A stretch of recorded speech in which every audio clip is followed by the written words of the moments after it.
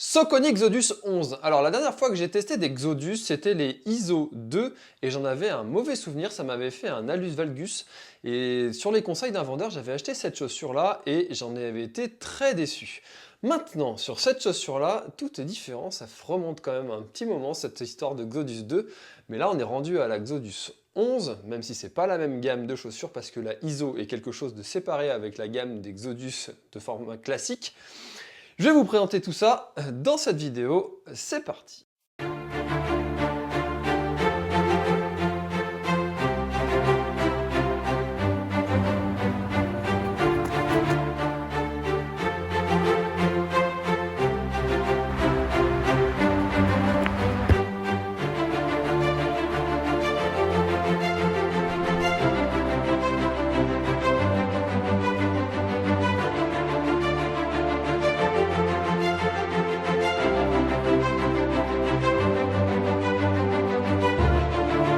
Allez, c'est parti. Comme d'habitude, on va commencer par l'extérieur de la chaussure, son look, son design. Moi, j'aime beaucoup ce jaune citron, même s'il va être très salissant si vous êtes amené à aller sur des terrains poussiéreux, des terrains boueux.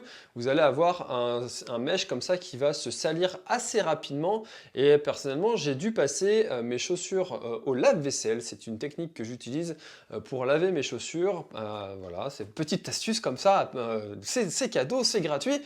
Et pour avoir un mesh qui soit quand même un petit peu plus propre. Donc la chaussure en jaune comme ça est vraiment, je trouve, design, ça met de la couleur, ça met du peps dans les pelotons, ça fait toujours plaisir. Le gris de la semelle, ici, et le gris arrière, je suis pas hyper fan. Voilà pour le design de la chaussure. On va passer tout de suite en dessous avec donc la semelle extérieure de chez Saucony qui est donc la PWR Track avec des crampons, ce qu'ils appellent les crampons multidirectionnels, ça veut dire que ça va un petit peu dans tous les sens, ça va un peu partout et ça permet en fait d'accrocher sur plusieurs types de surfaces. Maintenant, moi ce que j'ai constaté, c'était que sur des roches humides, ce qui est souvent le cas avec les chaussures, il n'y a pas beaucoup de chaussures qui ont une très bonne accroche sur ce type de surface, mais j'avais pas une très bonne accroche, voilà, sachez-le. En même temps, c'est une chaussure qui est destinée à l'ultra, la pratique de l'ultra, et quand on fait de l'ultra, on va pas souvent bien vite,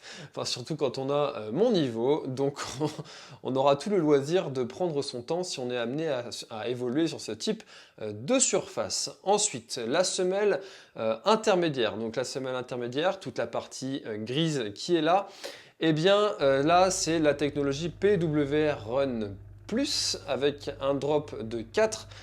On a quand même une semelle qui est assez importante, hein, vous voyez, donc c'est pas non plus parmi les semelles les plus importantes qu'on peut trouver sur le marché de la chaussure, mais ça reste quand même une semelle assez importante avec environ 30 mm de stack. On a un amorti qui est plutôt bon, c'est quelque chose que j'ai trouvé vraiment intéressant sur cette chaussure. Voilà, moi j'ai eu un bon amorti durant mes sorties qui se maintient sur la durée, heureusement, c'est une chaussure destinée à l'ultra, et en même temps c'est dû aussi à cette densité de mousse qui est vraiment très importante et qui occasionne aussi un poids qui va être très important. Et là, on rentre dans le point noir de cette chaussure qui fait 340 grammes.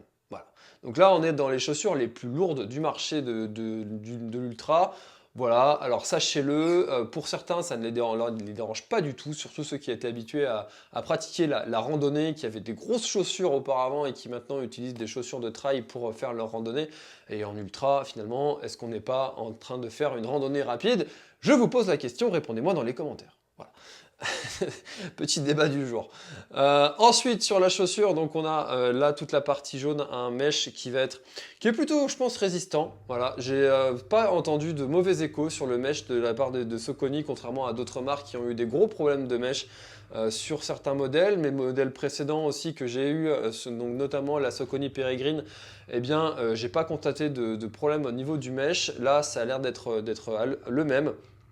Donc à mon avis, c'est un mesh qui va être durable et résistant, donc pas de problème à ce niveau-là. Ensuite, sur le devant ici, on a un tout petit pare-pierre qui n'est pas très rigide, donc sachez-le, si vous êtes amené à aller dans des pierriers, c'est pas une chaussure qui va vous réduire les impacts sur l'avant du pied de façon importante. À l'inverse, à l'arrière, ici, on a une coque sur l'arrière de la chaussure qui est ultra rigide. Donc, vous voyez, là, j'appuie à fond, la chaussure ne se déforme pas du tout. Donc c'est quand même sachez-le qu'il y a un gros maintien derrière ici. Donc pour ceux qui ont les chevilles qui partent dans tous les sens, ça peut être intéressant d'avoir cet élément de maintien, même si encore une fois, je le répète, je pense dans chacune des vidéos de test de chaussures, ce qui fait surtout le maintien de votre pied, c'est votre qualité de pied, votre proprioception, l'amélioration de vos tendons à toutes ces variations de terrain. C'est plutôt ça qu'il faut développer plutôt que les qualités d'une chaussure à vous maintenir le pied. Sur le dessus de la chaussure, les lacets, ici on va avoir un système de maintien des lacets, le petit élastique noir que l'on retrouve ici, qui est une marque de fabrique de chez Saucony. C'est pas les seuls à faire ça, hein, mais on les retrouve souvent sur les modèles de chez Saucony. Ensuite, le petit crochet à l'avant pour vous mettre la petite guêtre qui fait plaisir et que moi personnellement je n'ai pas testé car j'ai toujours pas de guêtre, voilà. Et ensuite on a une mousse ici qui est quand même assez dense, donc sachez-le, c'est toujours le problème de ces mousses, enfin avantage, inconvénient. Avantage c'est que ça accentue le confort, ça accentue aussi si jamais vous allez courir dans des conditions qui sont un peu froides, votre pied va être maintenu un peu plus au chaud, voilà. Mais par contre, si votre pied est dans l'eau, la mousse va garder cette eau-là et votre chaussure va prendre un poids supplémentaire. Voilà, sachez-le, avantage, inconvénient. Il y a toujours, de toute façon, dans tous les cas, des avantages et des inconvénients quand on va choisir une chaussure. C'est jamais tout blanc, tout noir, il n'y a pas de chaussure parfaite, mais il faut choisir une chaussure en connaissance de cause. La taille normale, 46, moi j'ai l'habitude de mettre, et là c'est toujours, ça respecte mon 46, donc impeccable sur ce point-là. Donc c'est une chaussure qui est vraiment destinée à la pratique de l'ultra, voire de la randonnée rapide. Si vous partez faire un GR20 par exemple en quelques jours, eh bien c'est une chaussure qui pourra correspondre à cette aventure. Et voilà tout ce que je peux vous dire sur la Saucony Exodus 11 qui est pour moi une très bonne chaussure malgré ce poids important encore une fois.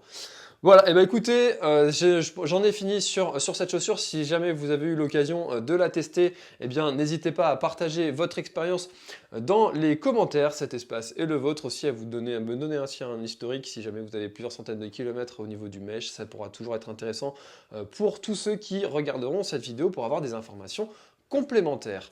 Moi je vous dis à très bientôt dans cette vidéo, c'est parti!